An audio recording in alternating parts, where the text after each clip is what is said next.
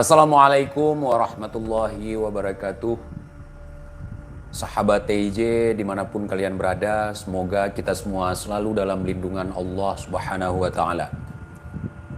Salam persaudaraan dari Aceh untuk teman-teman yang ada di seluruh Nusantara, dari Sabang sampai Merauke, dari Miangas hingga Pulau Rote, saudara.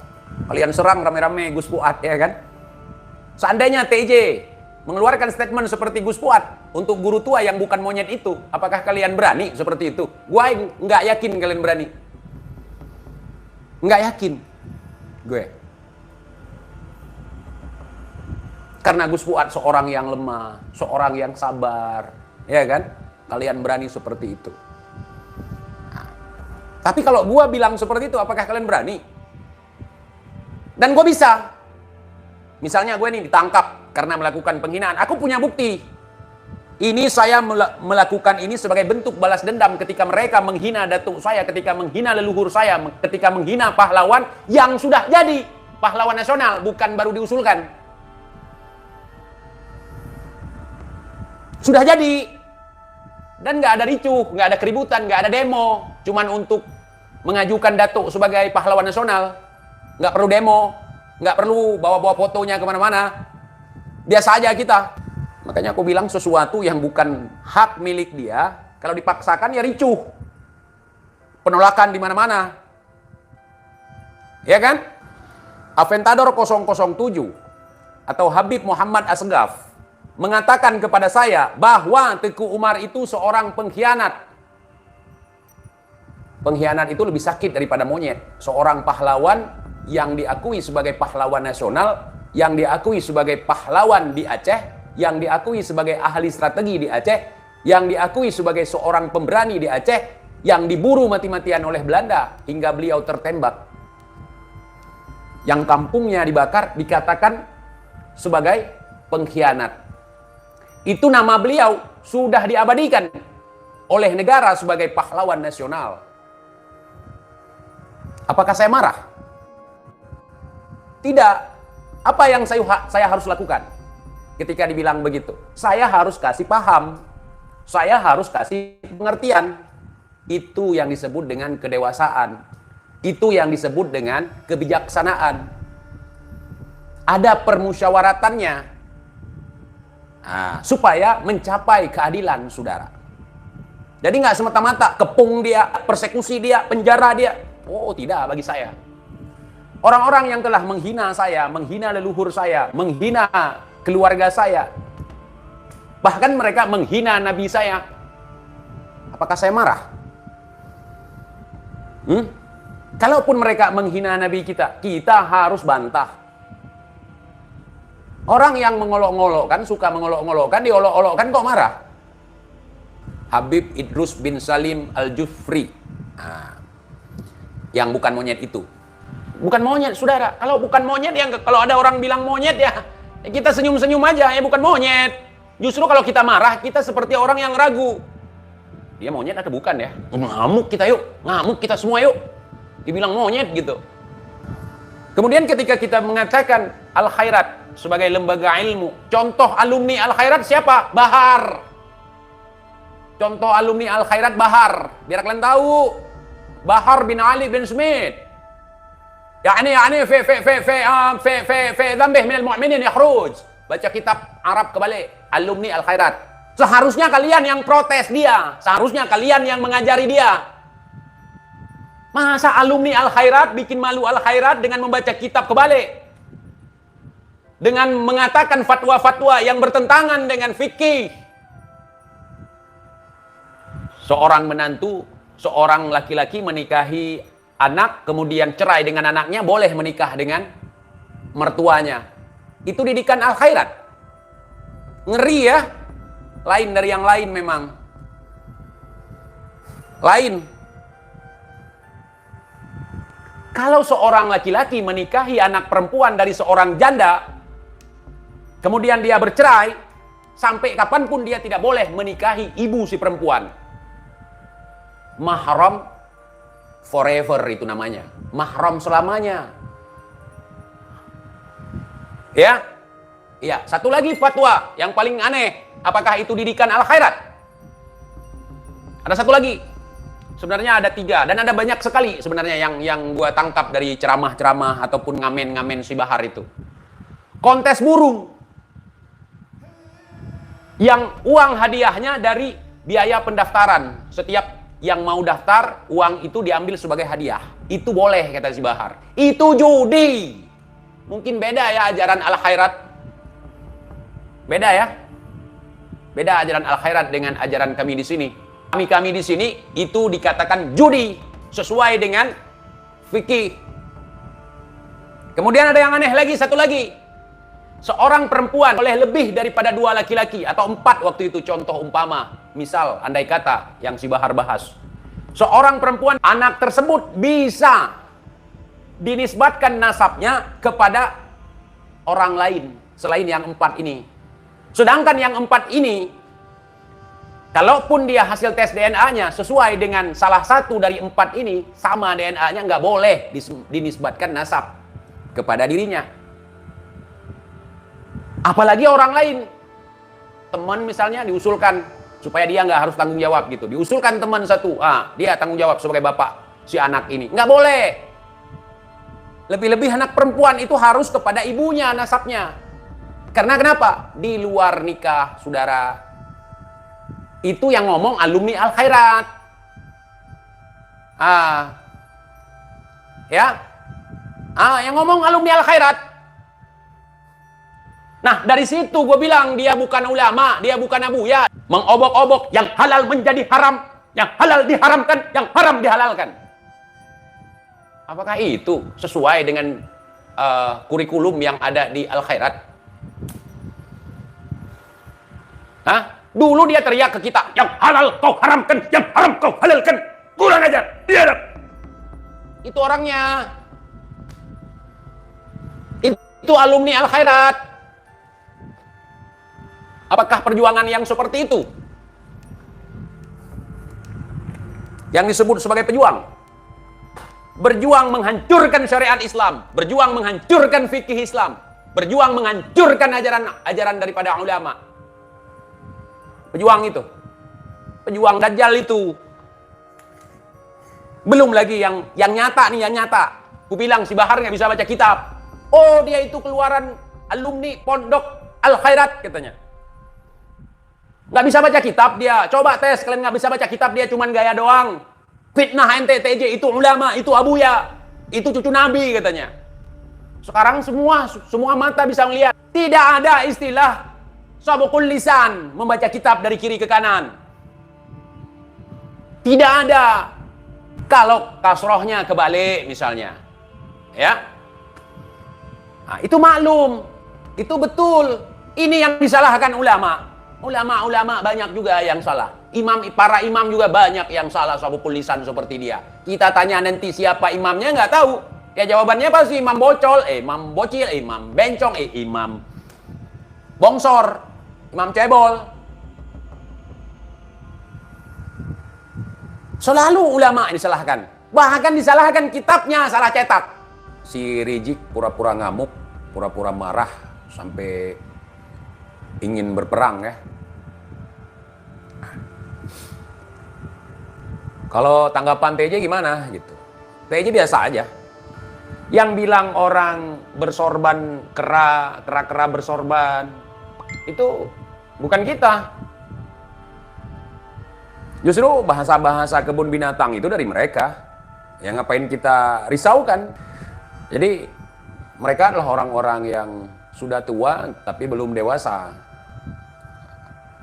Boro-boro kita berbicara kearifan, ya dewasa aja belum, gitu. Cuman tua aja. Jadi orang tua dibagi dua, ada orang tua yang tahu, ada orang tua yang nggak tahu.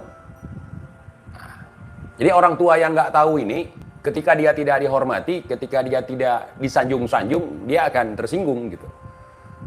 Jadi tidak ada kebijaksanaan gitu.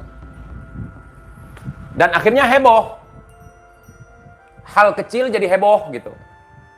Mereka pikir ketika mereka menghebohkan itu, orang yang mereka agungkan itu akan naik level gitu. Justru di situ akan semakin ngedown, saudara. Mereka nggak dewasa. Mereka dalam hal ini pecinta habaib yang mengeluh-elukan habaib. Habaibnya sendiri pun nggak dewasa. Gitu. Contoh, mereka mengatakan saya anak pelacur. Apa saya marah? Ketika saya nggak marah, mereka panas-panasin. Ente dibilang mak ente aja pelacur, ente nggak marah. Gimana sih ente? Gue bilang, mak kau pelacur. Terus ente bisa apa? Saya bilang gitu, diam. Terus kalau dia bilang mak kita pelacur, mak kita akan berubah menjadi pelacur gitu.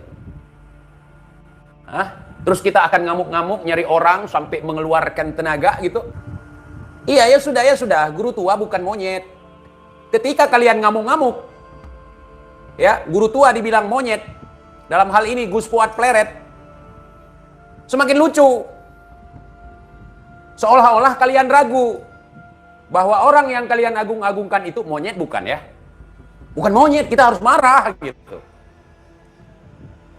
Jadi kami ini ketika melihat hal ini ricuh, hal ini jadi rame, hal ini dibawa kemana-mana, kemudian ada pertunjukan setiap hari, bawa-bawa celurit, bawa golok, buat surat pernyataan, kecaman, kutukan, lucu. Terus kalau bukan monyet siapa? Manusia. Guru tua bukan monyet. Saya setuju. Saya setuju. Guru tua bukan monyet. Kalau monyet bukan guru. Bukan. Nah, ketika Gus Fuad mengatakan guru tua itu sebagai monyet, gitu ya, secara tidak langsung memang. Kalau seandainya guru tua itu kakek saya, datuk saya nggak marah. Kenapa? Kenapa kamu nggak marah, TJ? Itu kan datuk lu dihina. Ya karena saya tahu cara mengkondisikan diri saat kita sedang dihina, saat datuk kita dihina, saat keluarga kita dihina. Kita nggak perlu marah-marah. Kita kasih paham, kita kasih pengertian, bukan ngamuk-ngamuk, bukan dengan emosi, saudara. Saya dibilang PKI, cucu PKI, berarti kakek saya PKI dong. Apa saya marah? Malah saya akui lagi, iya saya PKI. Pedagang kopi Indonesia sama petani kopi Indonesia, saya bilang saya plesetkan. Jadi kurang dewasa begitu, saudara. Ini saya kasih edukasi ya, untuk sahabat TJ tentunya, untuk para mukibin ya, nggak mungkin mereka bisa menyerap. Jadi tradisi ketimuran kita, tradisi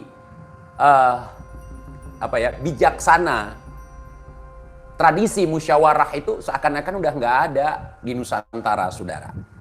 Kalau kita mencari-cari pertunjukan yang sifatnya adalah penghinaan terhadap Rasulullah, terhadap Allah, bahkan terhadap akidah kita, terhadap syariat kita, banyak sekali. Tapi apakah kita marah dengan hal itu? Kita nggak suka ketika ada orang yang ingin mencoba-coba untuk menistakan Rasulullah, menistakan Allah, menistakan ajaran agama Allah. Tidak dengan cara ngamuk-ngamuk. Nah, kita rendahkan si dia itu dengan cara profesional. Kita jadikan mereka itu sebagai kalau kita bilang badut, ya memang mereka badut gitu. Ya seperti itu. Nah, ketika guru tua ini dibilang monyet sama orang, terus reaksi bermacam bentuk emosional yang digembar-gembor kan gitu. Ya bukan monyet, guru tua bukan monyet. Apakah harus kita tulis setiap kita menyebutkan nama guru tua bukan monyet? Almarhum Al-Habib Idrus Al-Jufri atau guru tua dalam kurung bukan monyet gitu. Kan nggak seperti itu, saudara. Nggak seperti itu. Nah, kalau saya nggak segan-segan siapapun. Nah, kalau memang saya mau katakan monyet, mau saya katakan lutung, saya nggak ada rem. Pertanyaan saya, kalau misalnya saya mengatakan seperti apa yang dikatakan oleh Gus Fuad, kira-kira kalian berani nggak mengecam saya, mengancam melaporkan, mengancam mengirim pasukan keputihan. Kalian berani nggak? Kalau saya mengatakan seperti yang dikatakan oleh Gus Fuad terhadap guru tua, sah. Sah. Saya punya rekaman Habib mengatakan bahwa Teguh Umar adalah pengkhianat. Sementara Teguh Umar itu adalah pahlawan nasional diakui oleh negara tanpa demo, tanpa ricuh, tanpa masalah. Ya, saya simpan omongan Aventador 007. Gitu. Lah, kalau misalnya saya ingin kekanak-kanakan seperti kalian, seperti para habaib atau seperti para mukibin, saya bisa aja. Gitu. Saya bisa aja. Tapi saya tidak mau melakukan hal yang seperti itu. Gitu. Nah, terus kalian paksakan kami untuk percaya bahwa guru tua itu adalah sebagai pahlawan gitu. Saya nggak percaya sebelum disahkan oleh negara sebagai pahlawan nasional. Apalagi Aventador 007 atau Muhammad Asghaf mengatakan kalau tidak ada guru tua, maka tidak ada Indonesia atau Indonesia tidak akan pernah berdaulat gitu. Dan gua merasa itu dongeng gitu. Nah, di saat seluruh Indonesia sudah berhasil ditaklukkan oleh Belanda, maka satu-satunya yang belum bisa ditaklukkan oleh Belanda daerah tempat tinggal saya, teman-teman. Nah, karena ketika pemimpin ditangkap di Aceh, ketika pemimpin ditangkap oleh Belanda di sini, maka kepemimpinan akan dipegang oleh orang lain, yakni kadhi negara. Begitu. Dan kedaulatan itu tidak bisa diambil oleh penjajah.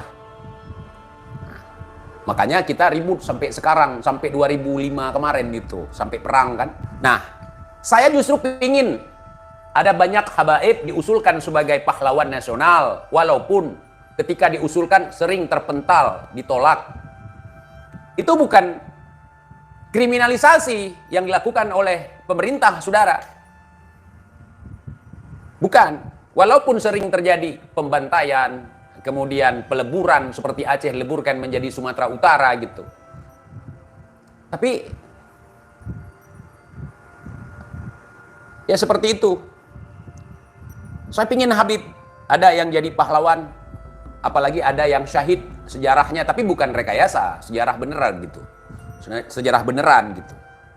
Dia berperang di pertempuran ini, tanggal berapa, bulan berapa, tahun berapa, kemudian disahkan oleh negara sebagai pahlawan begitu. Nah, dan saya nggak keberatan kalau misalnya kalian mau kalian usulkan sebagai pahlawan gitu, tapi harus dengan data yang real gitu. Nah. Ya kalau cuman guru di Aceh itu banyak sekali. Kalau mau diusulkan gitu untuk jadi pahlawan nasional gitu. Tetapi kami masih banyak yang lebih layak, yang bertempur, sekaligus seorang ulama yang bertempur gitu di medan perang gitu, yang syahid di medan perang, itu yang diusulkan. Ketika ada orang yang menggembar-gemborkan seorang ulama, seorang pejuang, seorang yang memimpin perang melawan penjajahan Belanda, melawan penjajahan Jepang, ketika beliau dilempari bom oleh Jepang, beliau mengambilnya dengan tangan, menyambutnya dengan tangan gitu. Apakah kita gembar-gemborkan beliau Masya Allah begini? Enggak. Justru kalau ada yang gembar-gembor, saya bilang tahan diri dulu. Ya, ketika dilempar bom langsung disambut. Sampai sekarang masih ada. Ada yang berani bilang dongeng? Apa kata beliau? Dengan izin Allah, bomnya tidak meledak. Kalau meledak, pecahlah. Begitulah pertolongan dari Allah, saudara, kepada orang-orang yang dicintainya, kepada kekasihnya, kepada walinya. Secara nalar, secara logika, bom itu meledak. Tapi dengan izin Allah, bom itu nggak meledak. Dan itu masyhur, syuhrah wal istifadah. Tidak memaksakan untuk percaya, tetapi itu nyata, saudara. Kalau nggak ada yang hal-hal yang aneh seperti itu, kalau tidak ada pahlawan-pahlawan yang dengan gigih, gagah, dan juga berani. Mungkin ketika Belanda balik menguasai Pulau Jawa, Belanda nggak akan trauma ke Aceh. Belanda itu trauma ke Aceh. Mereka mengakuinya. Ketika mereka mendengar nama Aceh, ngilu mereka. Nah. Tapi apa kami, ini harus diusulkan jadi pahlawan nasional? Enggak. Begitu. Banyak tokoh yang harus diusulkan menjadi pahlawan nasional. Begitu. Ya. Bahkan kami dilabeli oleh Belanda sebagai bangsa maut. Sebagai Aceh Pungo. Sebagai Aceh Tipu. Dulu kita kalau keluar kalau kita ke Sumatera Utara, keluar dari Aceh, kita dikatakan Aceh Tipu ya, cucu Aceh Tipu, cucu Aceh Tipu. Maksudnya itu kaya akan strategi perang dalam menipu kolonial gitu. Efek daripada membangga-banggakan itu akan melahirkan fitnah. Makanya saya nggak suka dikit-dikit bawa-bawa nama Datuk, nggak suka. Bahkan itu juga ditanamkan dalam diri kami. Kemanapun kalian pergi, cukuplah di dalam hati orang tua kita, datuk-datuk kita, sebagai pengingat siapa diri ente gitu. Jangan bawa-bawa mereka. Kalau itu baik, perbuatanmu baik, tingkah lakumu baik, mudah-mudahan pahala mengalir kepada orang tua yang telah mendidik kita, pahala mengalir kepada guru-guru yang telah mendidik kita. Nah, kalau kamu jelek, jangan sampai caci maki hinaan orang kembali kepada datuk kalian. Seperti itu didikan kami, saudara. Kalau ditanya sama saya, setuju nggak TJ? Kalau guru tua yang bukan monyet mau dijadikan sebagai pahlawan nasional, saya sih terserah pemerintah. Saya tidak ada kapasitas ke situ. Ya. Misalnya nanti di bulan Agustus, guru tua yang bukan monyet itu dijadikan sebagai pahlawan, saya sangat mengapresiasi gitu. Nah, tentu seleksinya sangat ketat gitu. Jadi ketika datuk kita tidak diakui oleh negara sebagai pahlawan nasional, kita jangan berkecil hati. Nah, gitu. Apalagi yang berulang kali diajukan ditolak terus gitu. Jangan sampai memfitnah. Begitu. Nah, kami nggak usah kau ajarin tentang masalah itu. Kalian cuma tahun 2000-an lah baru nongol gitu. Kita tahu tentang sejarah leluhur kita udah lama, udah masyhur. Bahkan peneliti-peneliti Nusantara dari luar Aceh datang ke Aceh sekarang untuk melakukan penelitian. Gitu. Nah, ya. Jadi gitu. Kalau saya menanggapi polemik ini, dan saya nggak gagal fokus. Fokus saya tetap tesis Kiai Imaduddin. Fokus ya. Fokus. Nah, mau kalian tiap hari pun, kita udah bosan sebenarnya ngelihat orang rame-rame ngumpul kemudian pegang kertas, kami sangat mengutuk, kami sangat begini, kami siap berperang gitu. Dari dulu gitu-gitu doang. Cuman gitu bisa kalian, dulu agak garang sedikit. Sekarang udah kayak kecoa keseleo, curut keseleo. Kalian tahu curut keseleo? Agak begini-begini gitu. Enggak garang lagi gitu. Mana kegarangan kalian? Siapa guru gua? Karena guru tidak ada mantan. Untuk guru tidak ada istilah mantan. Guru provokasi, guru mencaci, guru menghina, tetap gua akui Gurunda Al-Mukarram Maulana Al-Habib Muhammad Rizik bin Husain bin Silap Al-Kaburi ikon. Tetap gua akui. Sesuatu yang viral beberapa waktu yang lalu, yang mungkin teman-teman sempat merequest kepada saya untuk membahas terkait guru tua yang ternyata bukan monyet, saudara. Dan ini sudah rame, sudah digembar-gemborkan, mau diselesaikan dengan adat, mau diselesaikan dengan membawa orang yang mengatakan guru tua itu atau Habib Idrus Al-Jufri atau HIS, saudara. Nah, seperti teman-teman ketahui bahwa selama ini ada permasalahan yang seperti itu sehingga